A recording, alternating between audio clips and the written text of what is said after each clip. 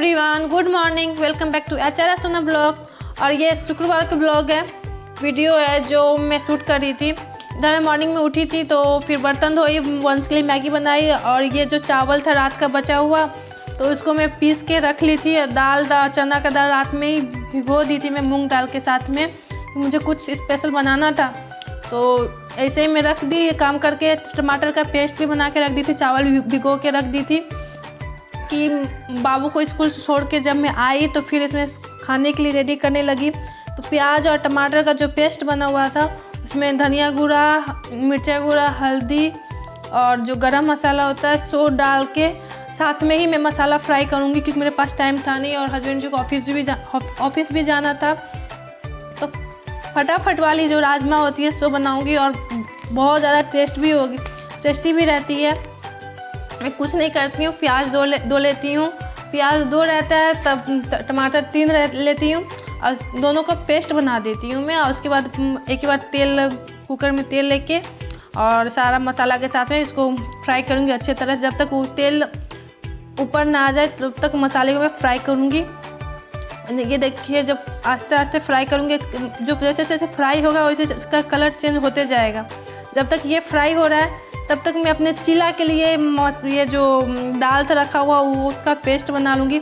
ये 6 से 7 कली लहसुन ले ली थी, 4 और 6 से 7 मिर्चा भी था।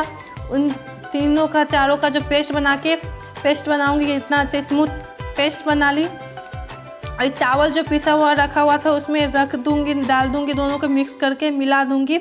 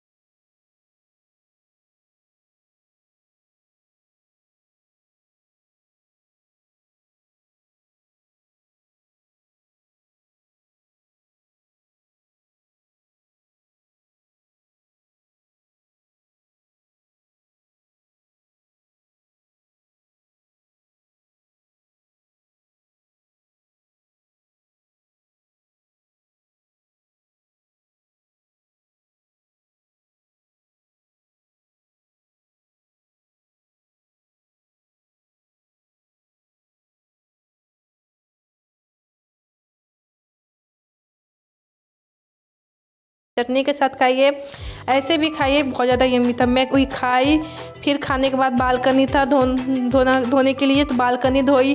और आज गेहूँ भी धोना था, तो गेहूँ भी धोई। मैं गेहूँ धोते धोते इतना टाइम मुझे हो गया ना, तो टाइम का पता ही नहीं चला। इसमें इतना मतलब गंदा था, गंदगी मची हुई थी जो गेहूँ में, उसको अच्छे तरह साफ़ की, कितना अच्छे तरह साफ़ की, चमक रहा है गेहूँ।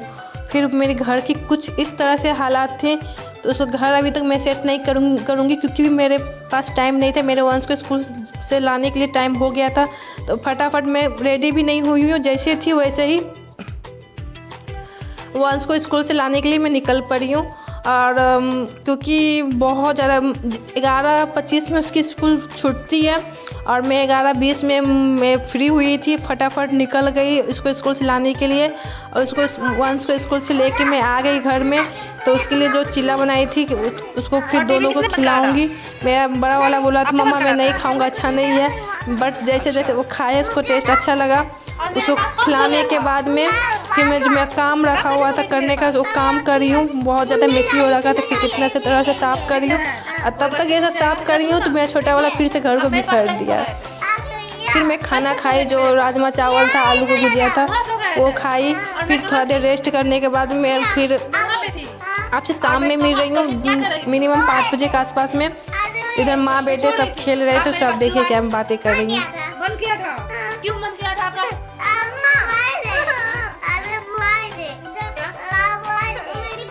मैं बुलाई थी, झूठे। मम्मा मुझे दे। मम्मा को पिटाई करता था। गोभी बढ़िया है। मम्मा की रोटी बोल।